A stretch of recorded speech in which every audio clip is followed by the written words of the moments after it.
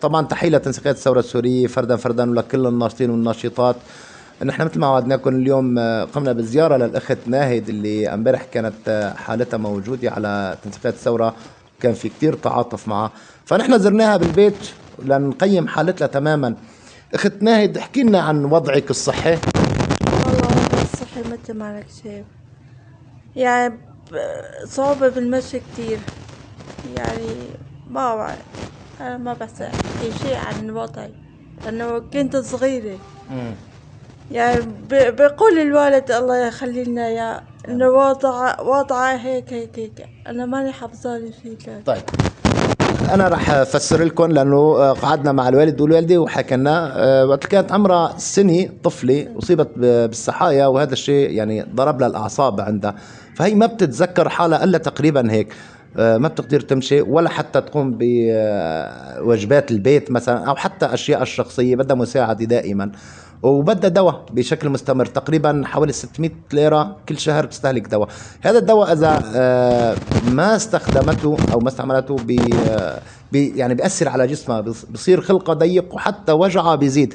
فهذا الدواء هو عم يخفف شوي من ألمها الحالة، لكن كوضعها الصحي هي تقريبا شبه معاقة، طبعا بحاجة كرسي كهرباء هو الأفضل، وحتى لو صار كرسي يعني يدوي مهم انها تطلع تتنقل تشوف الدنيا تشوف الناس. فهي كتير حابة انه تطلع وبتشوف، يعني اكتر شيء مضايقة انه هي ما قادرة تطلع برات البيت، وعبء دائما على اهلها وعلى ناسها، دائما بدها حدا معي يساعدها. فنحن مثل ما وعدناكم بتنسيق الثورة جينا زرناها، وفي عدد من الاشخاص بدنا نتشكر اللي حبوا يساهموا ولو بمبلغ قليل. وفي عنا الاستاذ مصعب حابب يوجه رسالة لشخص معين هيك حابب كتير. تفضل استاذ مصعب. السلام عليكم ورحمة الله وبركاته. تحياتي لجميع تنسيقيات الثورة وكل شيء ساهم بمساعدة الأخت ناهد. بدي وجه شكر خاص للأخ الأستاذ أحمد سلوم أبو خالد على استجابته السريعة. فورا الأخ تواصل معي الخاص وسكر المبلغ اللي كنا بحاجته لنخدم الأخت ناهد. تحياتي للجميع.